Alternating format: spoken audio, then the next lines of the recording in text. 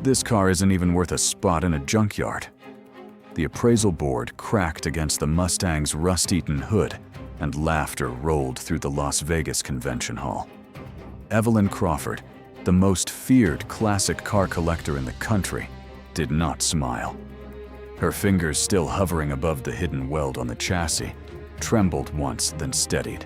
Across from her stood Ryan Walker, a tow truck driver from a dust-bitten corner of Arizona, holding the last thing his father ever left him.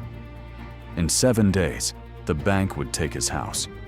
His 12-year-old daughter would have nowhere to sleep. What no one in that room knew was that a 40-year-old secret had just opened its eyes, and the woman laughing the loudest was the one who had spent her entire life burying it. The morning before Las Vegas, the desert had not yet finished cooling. Ryan Walker stood in the doorway of the garage his father had built with his own 2 hands and listened to the corrugated tin roof tick in the early light. 40 years old, lean as a fence post, with the slow, careful movements of a man who had learned that hurry costs money he did not have. Behind him, the gravel drive stretched toward a small clapboard house on the edge of Phoenix, where his daughter still slept.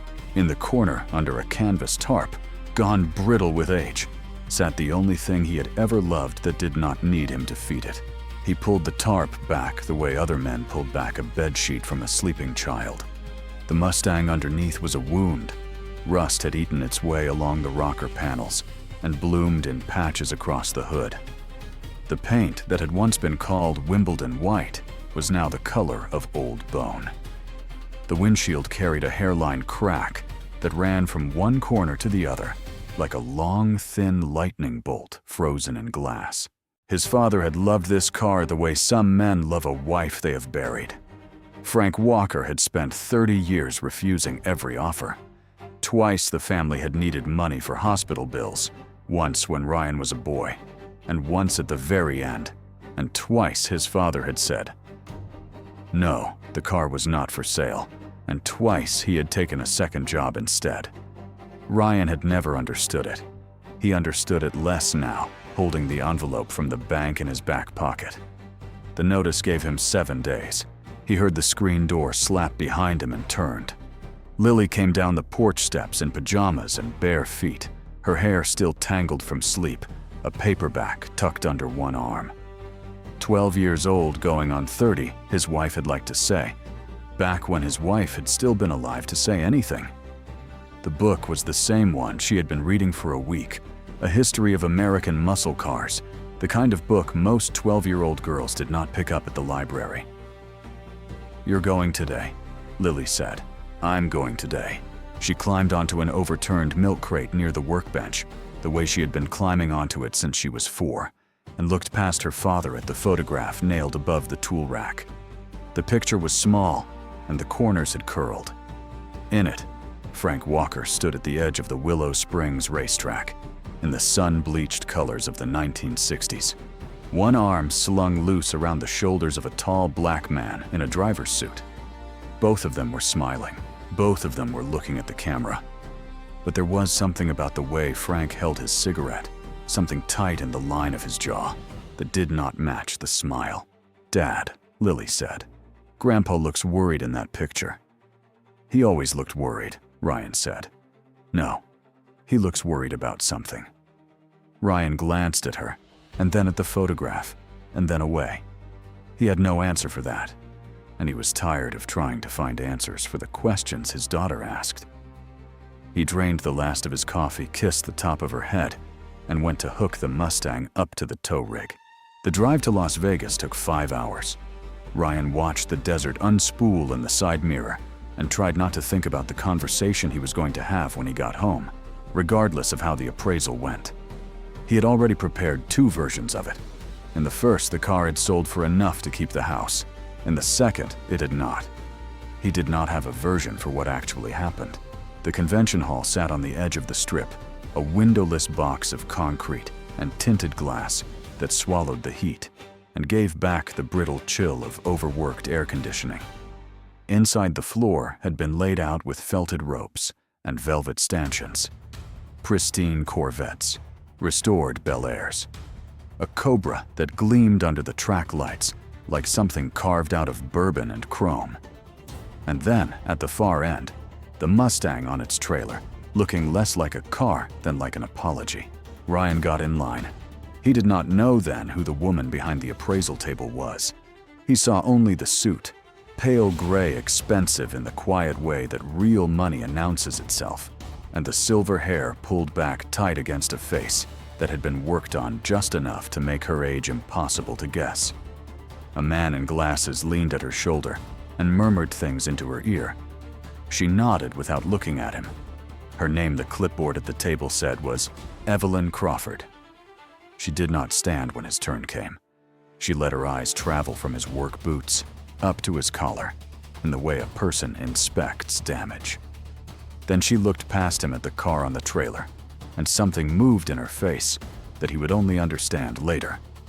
A small, quick contraction at the corner of her mouth, the pupils widening for half a beat, and then narrowing. She got up. She walked the length of the Mustang once slowly. She placed one manicured hand on the hood palm flat against the rust and held it there for the count of 3. Then she snatched her hand back as if the metal had bitten her. When she turned to face him, her expression had been arranged into something hard and bored. This car, Evelyn Crawford said loud enough for the people in the next aisle to hear, isn't even worth a spot in a junkyard. She let the clipboard drop. It struck the hood with a flat metallic crack. Somebody laughed, then somebody else. Ryan felt the heat climb the back of his neck. He had stood in front of cruel men before, debt collectors, hospital administrators, a foreman who once fired him for missing a shift the week his wife died, and he had learned how to keep his face still. He kept it still now. He reached for the trailer winch. He would have taken the car home then, and that would have been the end of it. Except a young technician in a Shelby American Polo had drifted close to the rear quarter of the Mustang and crouched down to look at something. He stayed crouched a long time. Then he stood up very slowly and walked to Evelyn Crawford and whispered something against her ear that Ryan could not hear. Whatever it was, Evelyn's hand closed around the edge of the appraisal table hard enough to whiten the knuckles. She did not look at Ryan again. She turned her back to him and walked 20 steps and lifted a phone to her ear and said 3 words into it that Ryan happened to be close enough to catch. "Marcus, get to Phoenix." She listened. Then, lower. "Tonight." The drive home was longer than the drive out. By the time Ryan reached the gravel road that led to his father's old place, the small house, the bigger garage, the saguaros, casting long, lean shadows in the headlights, the sun was almost gone. He did not turn toward his house.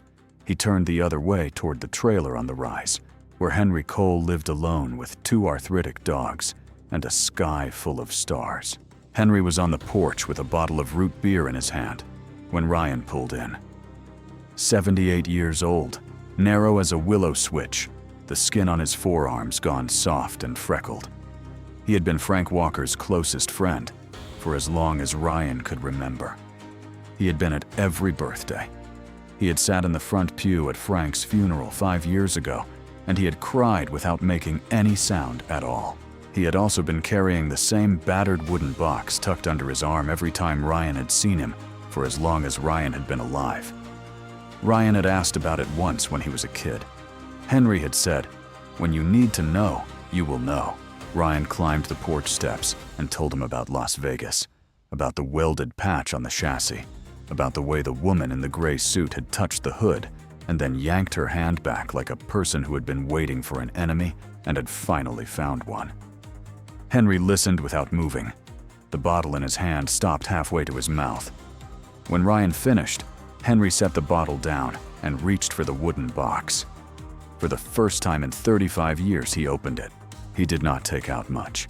Just one photograph, 4 inches square, edges worn velvet soft by the touch of an old man's thumb. He passed it across the porch. In the photograph, 3 men stood beside the Mustang. The car was new. The paint was the bright Wimbledon white of a factory floor, untouched. On the right, leaning against the fender, was Frank Walker. On the left, half a head taller, with one hand on the side mirror, as if testing whether it would hold his weight, was the man from the picture in the garage. The black driver in the suit. And in the middle, his arm across both of their shoulders, was Henry Cole, 40 years younger and grinning like a boy. His name was Travis Monroe, Henry said. He was going to be the first black driver Shelby American ever put on the line at Daytona. They built that car for him. They called it the Black Stallion. Ryan looked down at the picture and felt his throat thicken. He died 2 weeks before the race. Henry went on. Brakes failed on a test run. They told the papers it was driver error. It wasn't. And Shelby couldn't afford that story in 1967. Not with the country the way it was. So they buried it. Buried the report. Buried the car. They were going to crush the Mustang and pretend it had never existed. My father stole it, Ryan said. Your father took it, Henry said. There is a difference. The chain on the porch swing creaked under Henry's weight as he leaned back. There was an engineer on the team, he said. His name was Walter Sutton. Good man. Honest. They needed somebody to take the blame for the brake failure when the lawyers came sniffing, and they picked him. He couldn't live with what they made him sign. He drove his own car into a bridge abutment 8 months later. He left a wife and a little girl behind. Ryan felt the cold go down through him. That little girl, Henry said. She grew up. She got rich. She has spent 40 years looking for this car. Not because she wants the truth told, because she wants to make sure it never is. Ryan thought of the woman in the gray suit, the way her hand had recoiled from the hood, the single word into the phone. Tonight, he looked up at the dark above the trailer, at the slow wheel of stars over the Arizona desert, and understood finally what his father had been guarding all those years, and what was coming for it now. He had 7 days. He told Henry to hand him a wrench. By the time Ryan rolled the Mustang into the garage that night, the temperature outside had dropped into the low 40s, and Henry had already laid out the tools they would need on a sheet of clean canvas. The old man moved slowly. His left hand had developed a tremor in the past year that he refused to discuss. He gripped each wrench with deliberate care, the way a man holds a thing he is afraid of dropping. They worked through the dark hours of the 3rd day. There was no money for new parts. Ryan called in every favor he had ever earned in 20 years of fixing other people's cars, and he hated the sound of his own voice on the phone. He cashed a savings bond his wife had bought for Lily's college fund the year she was born. He sold his own truck to a man down the road for half what it was worth, and walked the 4 miles home in the dark, with the cash folded in his jacket pocket. Lily found him in the garage at sunrise, asleep, with his cheek against the workbench. She did not wake him. She set a glass of water beside his hand and went back into the house, and the screen door closed so softly behind her that he never stirred. She came back an hour later with something in her arms. It was a cardboard box, the kind that used to hold reams of typing paper, the lid stained with watermarks from a long-forgotten leak. The label on the side in Frank Walker's careful block printing said only, "Attic." Lily set it down on the floor in front of her father, with the kind of gravity a child reserves for something she has decided is important. "I found this above the rafters," she said, "behind the Christmas lights." Ryan rubbed his eyes and pulled the lid off. Inside, wrapped in a square of oilcloth, was a notebook. It was small and bound in cracked leather, and the pages had yellowed at the edges. Frank Walker's handwriting filled it from front to back. Dates, lap times, sketches of brake assemblies. A long list of names down one column, each name followed by a single word: hostile, friendly, unknown, dangerous. The name Travis Monroe appeared on the first page, underlined twice. The name Crawford appeared on the last page, with a question mark beside it.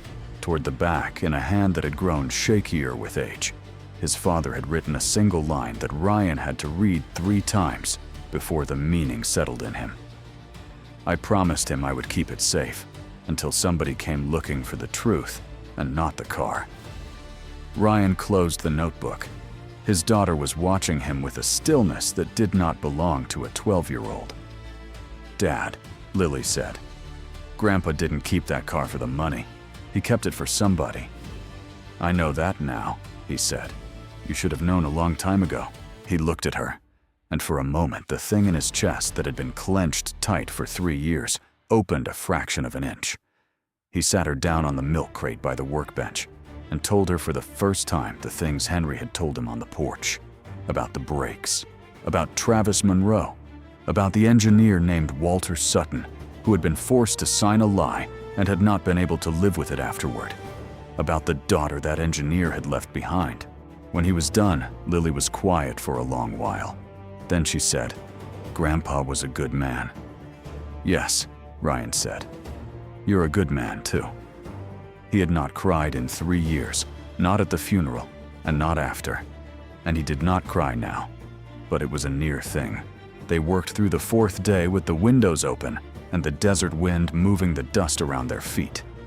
Henry tuned the carburetor by ear, the way he had been taught in 1965, leaning so close to the engine that Ryan worried about his lungs.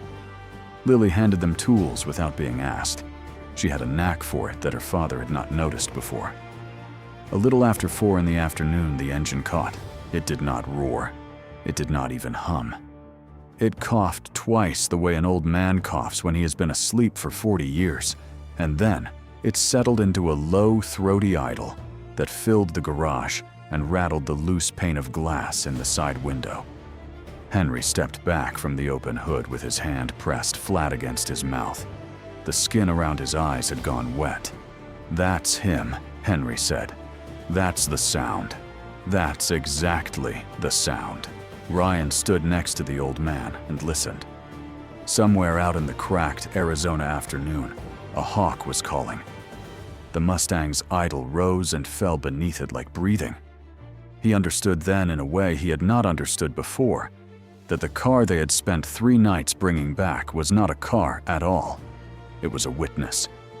Lily had her phone out before either of them noticed. She filmed the engine. She filmed her grandfather's old friend wiping his eyes. She filmed her father, standing with one hand braced against the fender, his face turned away from the camera. She uploaded the clip to the public account she had been told never to use, with a caption that said only, "My dad fixed this." It belongs to a man named Travis Monroe. By 6 o'clock that evening, the clip had been shared 11,000 times. By 9, the number was past 200,000. By midnight, 3 of the largest collector forums in the country had threads at the top of their feeds, and the comments underneath were arguing about chassis numbers and Shelby American production records and the disappearance of a prototype that some of them had only ever heard about in rumor. The phone in the garage began to ring at 7 the next morning. By noon on the 5th day, it had not stopped. A black town car came up the gravel road at 2:30 in the afternoon. It moved slowly, the way money always moves on a road that is not its own. Ryan watched it from the open garage door and wiped his hands on a shop rag and waited. The driver got out first and opened the rear passenger door, and Evelyn Crawford stepped down into the dust in the same pale gray suit she had been wearing in Las Vegas. The desert wind tugged at her silver hair. She looked smaller out here, away from the convention floor and the velvet ropes, but the eyes were the same. They went past Ryan and found the Mustang on the floor of the garage and stayed there for a long moment. She walked up to him without offering her hand. "I owe you an apology," she said. Her voice was steadier than it had been in Las Vegas. "I was hasty. I have authorization from my firm to write you a check today for $2 million cash settlement, no contingencies. The car leaves with me this afternoon." Ryan watched her face. He did not say no right away. He let the silence sit between them long enough to feel the shape of it. $2 million would pay the house off 3 times over. It would pay for Lily's college. It would pay for everything he had ever lost, and a future he had stopped letting himself imagine. "Why are you here, Miss Crawford?" he said. She blinked once. "I think the offer answers that question." It doesn't. A woman who tells a room of 300 people that a car isn't worth a junkyard slot doesn't drive 5 hours into the desert 3 days later to write a check for $2 million. Not unless she's afraid of something. The thing that moved in her face this time was not subtle. It was a brief, ugly flicker gone almost before it appeared, and it told him every single thing he needed to know. "The car is not for sale," he said. She looked at him for the count of 5. Then she turned and walked back to the town car. The driver was already opening the door. She stopped with one hand on the frame and looked back at him across the dust. "You don't know what you're doing, Mr. Walker," she said. "You don't know what kind of people you're standing in front of." The town car backed down the gravel road and was gone.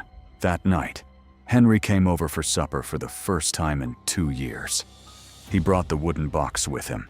He set it on the kitchen table between the bowl of green beans and the plate of cornbread, and he did not let his hand leave the lid the entire meal. Lily was the one who noticed first. "Mr. Cole," she said, "you're shaking." "I am old," Henry said. "Old men shake." He stayed until almost 10. When Ryan walked him to his pickup truck, the old man stopped halfway across the yard and looked up at the stars for a long while. Then he turned to Ryan and said very quietly, "I put a camera in the garage rafters last week, the one above the tool rack.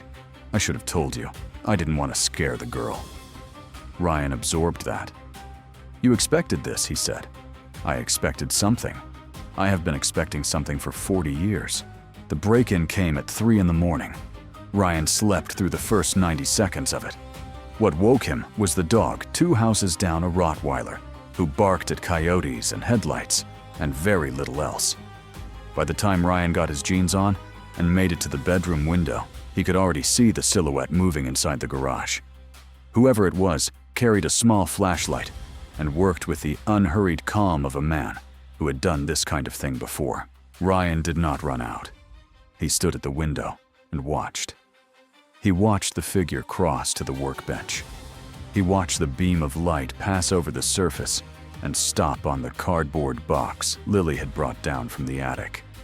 He watched gloved hands lift the box. He watched the figure pause at the tarp covering the Mustang, kneel beside the driver's side wheel, well, for nearly a minute, with a small tool that caught the light, and then stand up and walk out into the dark with the box tucked under one arm. By the time Ryan reached the garage, the man was gone and the gravel road was empty. Henry's camera was a cheap one, but it was enough. The recording was grainy, the colors washed by the cold blue of the flashlight, but the face of the man who had broken into the garage was visible for a full 11 seconds when he passed beneath the bare bulb above the door. He was about 50. Short hair, a tattoo on the side of his neck shaped like a coiled snake. Henry looked at the footage on the tiny screen of his old camcorder, and his mouth tightened. "His name is Marcus Hale," Henry said. "He has worked for her for 20 years. He used to be a cop in Reno." "We take this to the police," Ryan said. "Not yet. We take it to the police now, and they have a week to bury it. We take it to the auction floor, and 300 people see his face at the same time." Ryan thought about that. He nodded once. He called Scottsdale Auction House at 9 in the morning and was told politely by a woman with the kind of voice that has been trained to be polite, while saying no, that without complete provenance documentation, the consignment could not be accepted. The woman said she was very sorry. The woman did not sound sorry at all. The 5th day ended badly. Henry collapsed in the garage a little after 4 in the afternoon. He was reaching for a torque wrench on the bottom shelf, and his left side simply gave out, and he went down sideways onto the concrete, with a sound that Ryan would hear in his sleep for a long time. The ambulance took 26 minutes to reach them. Ryan rode in the back. Lily followed in the neighbor's car. In the corridor outside the emergency room at St. Mary's, while Lily slept curled up in a plastic chair, Henry came awake long enough to grip Ryan's wrist with his good hand. "In the box," Henry said. "In my box. Don't open it. Not until you have lost everything." You have to know what it feels like first. Do you hear me, son? You have to feel it first." His eyes closed again. The nurse moved Ryan back gently. The 6th day broke pale and cold over the Arizona desert. Ryan drove the Mustang out onto the long, flat dirt road behind his father's property for what was supposed to be a final test run before the auction. The engine ran clean for the first 8 miles. On the 9th, something in the ignition system gave a small, wrong-sounding click, and then the wiring under the dashboard caught. The fire moved fast. Ryan got the door open and threw himself onto the dirt and rolled. He came up coughing, and when he turned around, the inside of the Mustang was already a blossom of orange behind the windshield. The smoke was black and oily. The paint along the doorframe began to bubble and crack. He ran back to the house and grabbed the extinguisher off the kitchen wall and made it back across the field with his lungs on fire. He emptied the canister through the open door. The flames went down. The interior had gutted itself. The leather of the seats had cracked and melted to the springs. The paint along the driver's side was scorched away to the bare, raw metal beneath. The engine, when he tried it an hour later, with shaking hands, still turned over. He sat on the front bumper of the burned car and let himself understand what had happened. The wiring on a Shelby ignition system from 1967 did not fail on its own at exactly the moment its owner most needed it. He thought of the figure he had watched in the garage 2 nights before, the way the man had knelt by the driver's side wheel well for nearly a minute, the small tool that had caught the light. The town car came back at 6 in the evening. Evelyn Crawford did not get out this time. She rolled the window down halfway, and she did not bother with the apology face anymore. There was something almost tired about her, almost sad, and Ryan understood that the sadness was for herself. "I will give you $500,000 right now for what is left of it," she said. "Tomorrow, your house belongs to the bank. The day after that, your daughter does not have a bedroom. Take the offer, Mr. Walker. I am being kinder to you than anyone else in my position would be." Ryan stood in the dirt by the burned car and looked at her through the half-open window. "You drove all the way out here twice in 2 days," he said. "For a junkyard car." She did not answer that. The window rolled back up. The town car turned around in the gravel and was gone before the dust had even settled. Lily was on the porch when he walked back to the house. She had been crying, but she had stopped, and now her face was very still in the way that her grandfather's face used to go still when he was thinking about something he did not intend to share. "Dad," she said as he came up the steps. "Grandpa kept his promise to Travis. He kept it his whole life." Ryan stopped on the bottom step. "Are you going to keep yours?" she said. He looked up at his daughter, 12 years old, and barefoot on the porch of a house that the bank was going to take in the morning, and he understood for the first time in 5 days what his father had actually been guarding all those years. It had never been the car. He went into the garage. He took Henry's wooden box down from the shelf where he had set it the night Henry collapsed. He carried it out to the kitchen table, and he set it down in front of him, and he placed both of his hands on the lid, and he held them there without opening it. Tomorrow was the 7th day.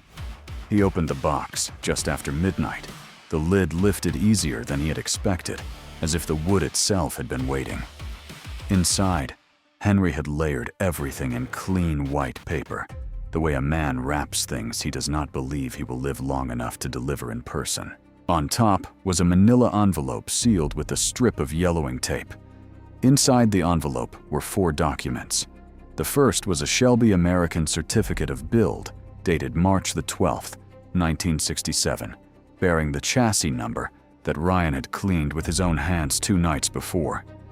The second was a typed engineering report, 6 pages long, signed by a metallurgist whose name Ryan did not recognize, concluding that the brake line failure on the prototype designated Black Stallion had occurred upstream of the master cylinder due to a factory defect that had nothing to do with the driver.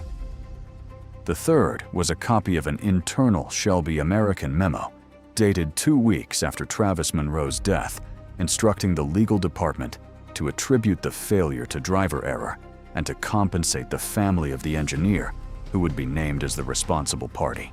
The fourth was a photograph. 2 men leaning against the open hood of the Mustang, Frank Walker on the right, Travis Monroe on the left. They were not looking at the camera this time. They were looking at each other, and they were laughing about something that had happened a long time ago and would never happen again. Under the envelope was an old 8-track tape, labeled in Henry's handwriting, Engine Willow Springs, July '67. Under the tape, folded into a small square, was a letter.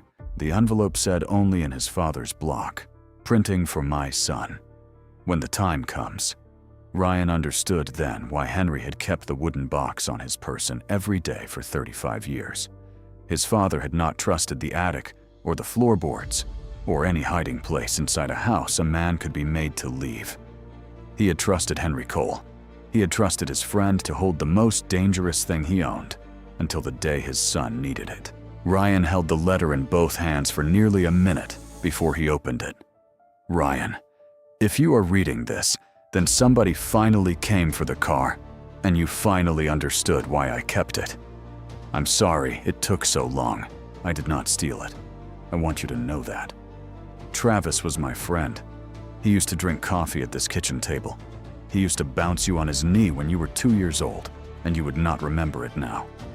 The morning before his test run, he told me he had a bad feeling. He asked me if anything happened to make sure the truth did not go down with him. I told him he was being a fool. I told him to drive careful and come home for supper. He did not come home for supper. I went to the plant the night they were going to crush it. The watchman that night owed me a favor for something I will not write down here. I drove the car out the back gate at 3 in the morning, and I have looked at it every day for 40 years, and I have not driven it once. It is not mine to drive. It never was. A man does not get to choose what he is asked to carry. He only gets to choose whether he sets it down. If you need to sell it to save the house, sell it. I will understand. I have already understood. But before you do, son, ask yourself one question. Ask yourself whose name goes on it. Because there are things in this world that are worth more than a roof. Not many, but a few. And a man's name is one of them. I love you. I loved your mother. Take care of the girl. Dad." Ryan read the letter twice. Then he folded it carefully along the original creases and put it back into the envelope. And he sat in his father's kitchen with his hands flat on the table and his eyes closed. When Lily came down at 6 in the morning, dressed in her best Sunday clothes, because she had decided on her own that today required them. She did not ask him if he was all right. She poured him a cup of coffee and pushed it across the table and sat down beside him. "Are we going?" she said. "We're going," he said. The trailer behind the rented pickup creaked under the weight of the scorched Mustang all the way north to Scottsdale. The car rode like an accusation. The paint along the driver's side had gone from white to the gray-black of a thing pulled out of a fire pit. The leather inside had cracked open in long, ugly seams. From a distance, anyone could see that whatever it had once been had been ruined. The Scottsdale auction floor was a converted aircraft hangar on the north side of the city. Tinted glass, polished concrete, 300 bidders in folding chairs arranged in a deep horseshoe around the rotating stage. There was money in the room, the casual money of men in open-collared shirts and women in jewelry that did not draw attention to itself because it did not have to. When Ryan backed the trailer in through the service entrance, a security guard came over with a clipboard and the patient face of a man who has been told to expect trouble. "Sir, I'm afraid this consignment was declined." "I know," Ryan said. "I'm not asking to consign it. I'm asking for 5 minutes on the floor before the next lot." "Sir, 5 minutes. Then I leave on my own." The auction director came out from a side office. He was a tall man with a soft voice and the kind of careful manners that very expensive industries cultivate. He looked at the burned Mustang on the trailer. He looked at Ryan. He looked at Lily standing very straight beside her father, in a dress that was a size too small for her now, because she had grown an inch over the summer. The director said finally, 5 minutes. Evelyn Crawford was in the third row. She saw him come in, and her face did not change. But the man beside her, the one with the coiled snake tattooed on the side of his neck, leaned forward in his chair half an inch.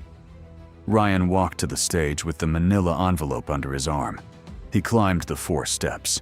He waited for the room to notice him. It took less time than he had expected.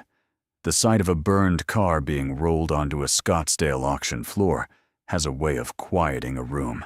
"My name is Ryan Walker," he said, and his voice came out steadier than it had any right to. "I am not here to sell anything. I am here to tell you a story. I will be brief. I would appreciate it if you would listen." He told them about Travis Monroe. He told them in the plainest language he could find, because he had spent the drive up rehearsing fancy ways to say it, and he had thrown them all out somewhere around the city limits. He told them about a man who had been promised the first black driver's seat that Shelby American had ever offered. He told them about a set of brakes that had failed because of a factory defect. He told them about a company that had decided in the spring of 1967 that the truth was less convenient than a lie. He told them about an engineer named Walter Sutton who had been ordered to sign that lie and who had not been able to live with himself afterward. He told them about his own father who had driven the car out of a factory gate the night before it was scheduled to be destroyed and who had spent 40 years guarding it without ever once turning the key. Then he opened the envelope. He read the engineering report aloud slowly, 1 paragraph at a time. He held the Shelby American certificate of buildup, so the chassis number was visible to the closest rows. He held up the internal memo from the legal department. He held up the photograph of his father and Travis Monroe at the open hood laughing. The room did not make a sound. "There is a woman in this room," he said, "who has known this story longer than I have. She has known it because her father was the engineer they made sign. Walter Sutton was her father. He drove his car into a bridge abutment 8 months after he signed that report. He left her his name, and he left her the worst kind of grief a child can inherit. And she has spent 40 years since she grew up and made her money looking for this car. Not to tell you what I just told you, to make sure nobody ever could." He looked at Evelyn Crawford in the third row. 2 nights ago, he said, "A man broke into my garage. He took my father's old notebook, the one with the names in it. He thought that was where the truth was kept. He was wrong. The truth was somewhere else in the care of a man who has been guarding it almost as long as my father did. Yesterday morning, the wiring of a car that had been running clean for 2 days failed in a way that wiring on a Shelby ignition system does not fail. The man who broke into my garage is sitting next to Miss Crawford in the third row. His name is Marcus Hale. The footage is on the screen behind me." The screen above the stage had been showing the auction house logo. Now it cut to the grainy, blue-lit recording from Henry's camera in the rafters of the garage. Marcus Hale's face passed under the bare bulb above the door for the full 11 seconds. The coiled snake tattoo was unmistakable. Marcus Hale stood up too fast, and his folding chair tipped over behind him. He made it 3 steps toward the side aisle before 2 of the security guards reached him. Evelyn Crawford did not move. She sat very straight in her chair with her hands folded in her lap, and she watched Ryan on the stage with an expression that was not anger and not fear and not anything that had a clean name. After a moment, she lowered her eyes to the floor between her feet. The auction director cleared his throat into the microphone. "Mr. Walker," he said, "I owe you an apology. The car is consigned. The next lot is yours." The bidding opened at $50,000. It moved to $200,000 inside the first 45 seconds. It crossed $1 million at the 4-minute mark. A man in the back row representing a museum in Detroit raised his paddle and held it up and didn't lower it. A private collector from Texas matched him. A woman in the front row who had been silent the entire morning lifted her paddle for the first time at $3 million, and the room turned to look at her. And someone behind Ryan whispered the name of a foundation he had read about in the newspapers once. The number on the board climbed. 4 million. 5. 6. At 6.5, the bidding narrowed to 2 paddles. The man from Detroit, the woman from the front row. The auctioneer's voice settled into the long, hypnotic chant that Ryan had only ever heard in movies before. The numbers came faster. $7 million. 7.5. 8. The woman in the front row lowered her paddle. The man from Detroit did not. $8 million, the auctioneer said. Going once, going twice. The hammer came down. Ryan did not hear it the first time. Lily had to tug on the sleeve of his jacket, and he looked down at her and saw that her eyes were enormous in her small face. He understood after a delay that the man in the suit walking toward the stage with his hand extended represented the American Racing Heritage Museum. He understood after another delay that the museum's standing agreement with its donors required that any vehicle of historical significance be displayed permanently under the names of all parties associated with its history. The plaque, the man told him, would read Black Stallion. Built 1967 for Travis Monroe, preserved by Frank Walker, restored by Ryan Walker. Ryan signed the papers at a small folding table to the side of the stage. His hand shook only once when he wrote his father's name in the line provided. Evelyn Crawford was waiting in the parking lot. She was alone. Marcus Hale had been taken away by the Scottsdale police a half-hour earlier. Her town car was idling at the curb with its driver looking very pointedly at the steering wheel and at nothing else. She was standing beside the rear bumper with her hands in the pockets of her gray coat, and when Ryan came out of the building with Lily beside him, she did not move to intercept them. She let him come to her. "Mr. Walker," she said. "Miss Crawford." She looked at his daughter. Lily looked back at her without dropping her eyes. After a moment, Evelyn returned her gaze to him, and the thing he had seen flickering at the back of her face for 7 days finally came up to the surface and stayed there. "My father," she said, "was a kind man. He liked baseball. He read the newspaper out loud at breakfast. He used to make me pancakes shaped like animals. They made him sign that report on a Friday, and he was dead by the following October." The parking lot whined, moved her silver hair around her face. "I have spent 40 years making sure no one would say his name out loud in connection with what happened to Travis Monroe. I have spent 40 years protecting a man's reputation by helping to bury a lie he died because he could not live with. I do not know what kind of daughter that makes me. I have not known for a long time." Ryan did not answer her. There was nothing to answer. "You did the right thing today," she said. "I am not going to pretend that makes me grateful, but I am not going to fight you in court either. The man you exposed will tell the district attorney whatever he is asked. I am old enough to be tired, Mr. Walker. I am old enough to set something down." She offered her hand. Ryan looked at it for a moment. Then he took it. Her grip was thin and cool, and it did not linger. She got into the town car. She did not look back as it pulled away. He drove home with his daughter, asleep against his shoulder. The house, when he reached it, was still his.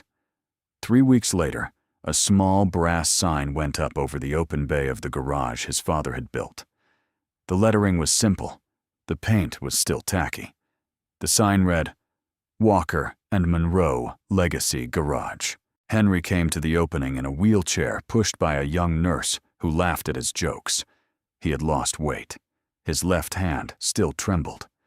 But he sat in the shade of the bay door with a bottle of root beer in his good hand and watched the children of 3 neighbors run across the gravel chasing one another, and his eyes did not leave Ryan for very long. Lily stood next to her father under the new sign.